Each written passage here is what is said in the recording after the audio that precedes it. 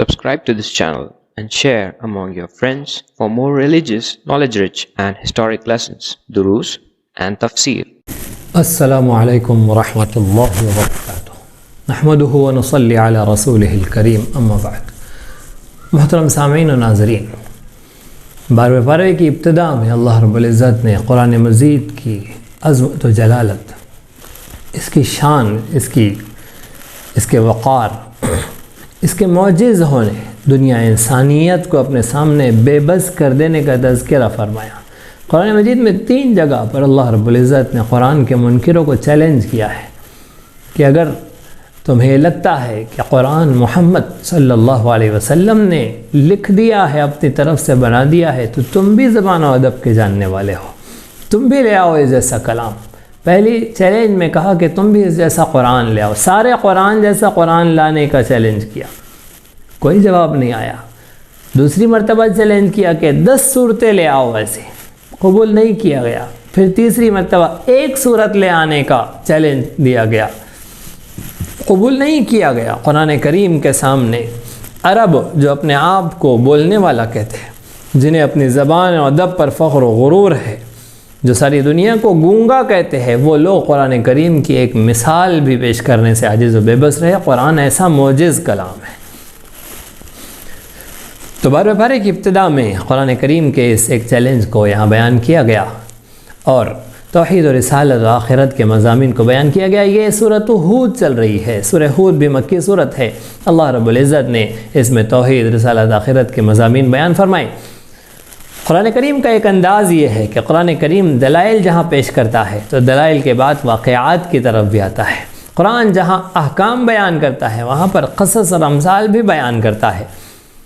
جہاں پر احکامات دیے جاتے ہیں، آرڈرز دیے جاتے ہیں، وہاں فرما برداروں اور نافرمانوں کا فرق بھی بتلایا جاتا ہے کہ ہم حکم دے رہے ہیں، ماننے کے نتیجے میں کامیابی ملیں گی، نہ ماننے کے نتیجے میں ناکام ہوں گے. اور یہ تمہارے لیے پہلا قانون نہیں ہے، تم سے پہلے بھی جنہوں نے مانا اللہ نے انہیں کامیاب کیا، دنیا میں بھی اور آخرت میں بھی، اور جنہوں نے انکار کیا اللہ نے انہیں برباد کیا، دنیا میں بھی اور آخرت میں بھی. اس طرح سے ماضی کے واقعات کو بیان کیا جاتا ہے. سورۃ ہود میں بھی اللہ رب العزت نے انبیاء اور رسول اور ان کی قوموں کا تذکرہ فرمایا. حضرت نوح علیہ السلام، حضرت ہود علیہ السلام، حضرت صالح علیہ السلام، حضرت لوط علیہ السلام، حضرت شعیب علیہ السلام، حضرت موسیٰ و ہارون علیہ السلام. ان نبیوں کا تذکرہ کیا اور ان کی قوموں کا تذکرہ کیا، اور فرما برداروں کے لیے رب کی مدد و نصرت اور نافرمانوں کے لیے رب کے قہر و غضب کا تذکرہ فرمایا گیا. چاہے قوم نوح ہوں، چاہے حضرت موسیٰ علیہ السلام کے قوم تک، قبطیوں تک، سارے انبیاء اور رسول کے تذکرے میں اس چیز کو واضح کیا گیا کہ اللہ نے مدد کی اہل حق کی، اور نافرمانوں کو اللہ رب العزت کے پکڑ سے کوئی بچا نہیں سکا. اسی کے ساتھ ساتھ مشرکین مکہ کو یہ سنایا جاتا ہے کہ تم بھی اگر نہیں مانو گے تو اللہ رب العزت نے جیسے ماضی کی قوموں کو پکڑا اور تم سے طاقتور لوگوں کو پکڑا، ٹیکنالوجی میں، طاقت میں، اسباب و سرمایے میں، طاقت و قوت میں، ہر چیز میں تم سے بڑے ہوئے، عمر میں تم سے بڑے ہوئے، اسباب و وسائل میں تم سے زیادہ، جب وہ اللہ کو ہرا نہیں سکے، اللہ کو تھکا نہیں سکے، اس کی سلطنت سے بھاگ نہیں سکے، تو تم کمزور و بے بس ہے مکے کے کافروں، کیا اللہ کو عاجز کر دو گے؟ اس لیے باز آ جاؤ، سمجھ جاؤ. اسی طرح ایک اور بات خاص طور سے ساتھ میں بتائی جاتی ہے کہ یہ واقعات جو ہم تمہیں بتلا رہے ہیں ہزاروں سال پرانے، جن میں سے کسی شخص کی تم سے، تمہارے نبی سے ملاقات نہیں ہوئی، اور تمہارے نبی کو تم جانتے ہو کہ نہ وہ پڑھنا جانتے ہیں، نہ لکھنا جانتے ہیں، نہ انہوں نے کسی استاذ کے سامنے زانوے تلمذ طے کیا ہے، کسی کی شاگردی اختیار نہیں کی ہے. پھر ہو بہو اتنی تفصیل کے ساتھ ایسے حقائق کو، ماضی کے قصے پارینہ بن چکے واقعات کو دوبارہ اتنی تفصیل کے ساتھ بیان کر رہے. یہ ہمارے نبی سوائے وحی کے یہ کام نہیں ہو سکتا ہے. یہ واقعات ہمارے نبی کو اس ذات نے بتلائی ہے جس ذات نے ان واقعات کو اس وقت بھی وہ واقعات اس کے علم میں تھے، اور عذاب کا نازل کرنے والا ان قوموں پر، وہ آج عذاب کی خبریں تمہارے نبی کے ذریعے تمہیں سنا رہا ہے۔ لہٰذا محمد مصطفیٰ کا کلام جو قرآن وہ پیش کر رہے ہیں ان کا اپنا بنایا ہوا نہیں ہے، بلکہ اللہ وحدہ لا شریک لہ جو ازل سے ہے ابد تک رہے گا۔ جب کچھ نہیں تھا تب بھی وہ تھا، جب کچھ نہیں ہوگا تب بھی وہ رہے گا۔ کائنات کی سارے حقائق سے، سارے واقعات سے، ہر شے سے وہ واقف ہے۔ اس نے اپنے نبی صلی اللہ علیہ وسلم کو ایک خبر دی ہے اور وہ تمہیں سنا رہے ہیں۔ یہ غیب کی خبریں ہیں جو ہمارے نبی تم کو سنا رہے ہیں۔ اس سے پہلے اے نبی نہ آپ جانتے تھے نہ آپ کی قوم ان واقعات کو جانتی تھی، ہمارے سے بتلانے سے پہلے کوئی نہیں جانتا تھا۔ اس طرح سے انبیاء علیہ السلام کا تذکرہ مکمل ہوا۔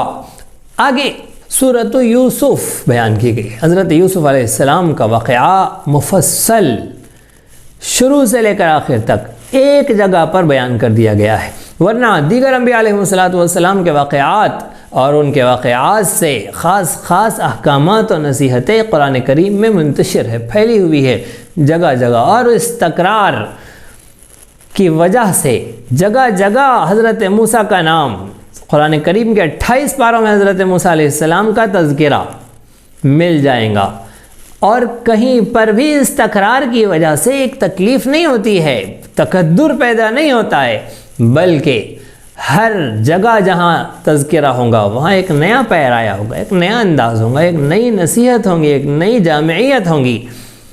قرآن کریم کے تکرار سے بھی کوئی تکلیف نہیں ہوتی ہے، اور قرآن کریم کے بلا تکرار، بغیر تکرار کے ایک جگہ واقعہ بیان کر دینے سے بھی کوئی بلاغت میں کمی نہیں آتی ہے۔ حضرت یوسف علیہ السلام کا واقعہ سارے قرآن میں ایک ہی جگہ پر بیان کر دیا گیا، سورۃ یوسف میں۔ اس کے علاوہ کہیں پر بھی حضرت یوسف علیہ السلام کا واقعہ ذکر نہیں کیا گیا ہے۔ حضرت یوسف کا نام آیا ہے لیکن واقعہ اور ان کے حیات سے کوئی ایک جھلک بھی وہاں پر پیش نہیں کی گئی ہے۔ سورۃ یوسف میں تفصیل سے آ گیا، اور سورۃ یوسف کو قرآن نے احسن القصص کہا ہے۔ حضرت یوسف علیہ السلام کے قصے کو احسن القصص کہا ہے۔ کیا جامع قصہ ہے! اللہ رب العزت نے ساری جامعیت اس صورت کے اندر سمیٹ کر رکھ دی ہے کہ زندگی کا ہر پہلو، بلاغت کا ہر گوشہ اور بیان کا ہر انداز، ہر شے اللہ رب العزت نے سورۃ یوسف کے اندر رکھ دی، اس لیے اسے احسن القصص کہا ہے۔ حضرت یوسف علیہ السلام کا واقعہ اتنا مشہور ہے کہ حقیقی مسلمانوں کے گھرانوں کے بچوں کو بھی یہ واقعہ یاد ہوتا ہے۔ اس کی تفصیلات کی ضرورت نہیں ہے، خلاصے کی مجلس میں خصوصاً تفصیل کا تو کوئی گنجائش نہیں ہوتی ہے۔ مختصراً خلاصہ سنیں کہ حضرت یوسف علیہ السلام حضرت یعقوب علیہ السلام کے بیٹے ہیں۔ حضرت یعقوب علیہ السلام کے 12 بیٹے تھے، 12 بیٹوں میں 10 ایک ماں سے تھے، 2 ایک ماں سے تھے۔ حضرت یوسف، حضرت بنیامین یہ چھوٹے تھے اور ان سے بڑے 10 بھائی تھے۔ حضرت یوسف علیہ السلام کی والدہ کی وفات ہو گئی تھی، اور والد کے نزدیک متوفہ بیوی کے بچوں سے زیادہ الفت و محبت ہوتی ہے۔ جس بیوی کا انتقال ہو گیا ہے اس کے بچے، پھر معصوم چھوٹے بچے۔ حضرت یعقوب علیہ السلام کے دل میں حضرت یوسف علیہ السلام کی بہت زیادہ محبت تھی اور فکر اور بے چینی ہوا کرتی تھی۔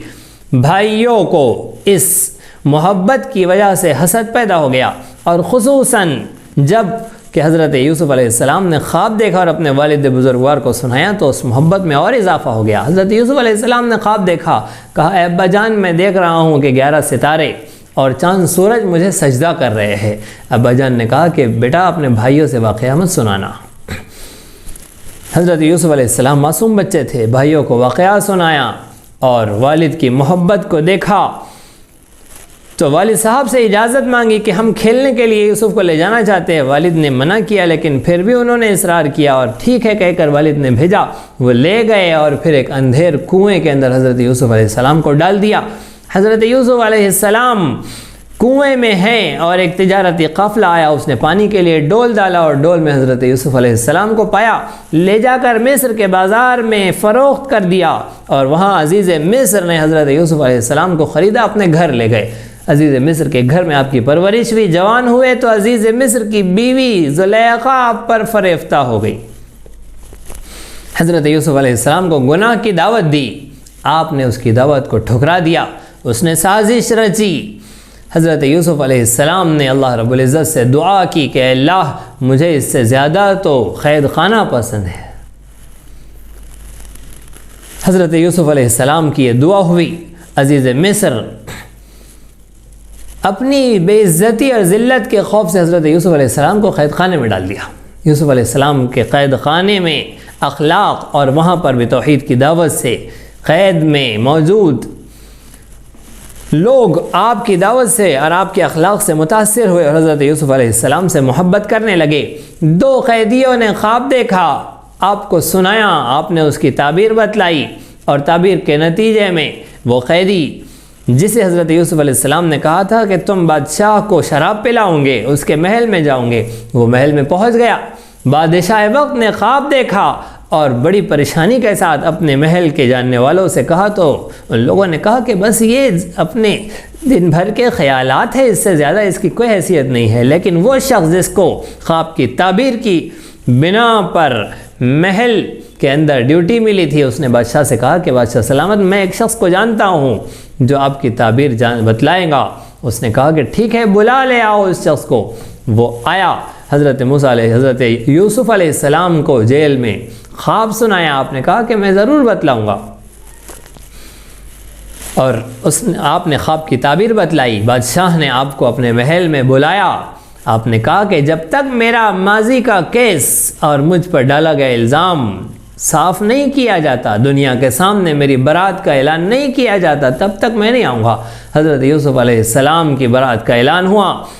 عزیز مصر کی بیوی نے اور اس کی سہیلیوں نے جب حقیقت سے بادشاہ کو واقف کرایا اور اپنے جرم کا اعتراف کیا، حضرت یوسف علیہ السلام کی برات کا برسر عام اعلان ہوا، اور آپ بغیر کسی تہمت کے اور ساری تہمتوں سے بری محل میں تشریف لے آئے، اور آپ کا استقبال ہوا، اور پھر بادشاہ وقت نے آپ کو وزیر خزانہ اور مالیات کا حاکم بنا دیا، خود مختار حاکم بنا دیا۔ اس طرح حضرت یوسف علیہ السلام کا واقعہ 12ویں پارے میں مکمل ہوا، اور 13ویں پارے میں حضرت یوسف علیہ السلام کا واقعہ ابھی باقی ہے جو آئندہ پیش کیا جائے گا۔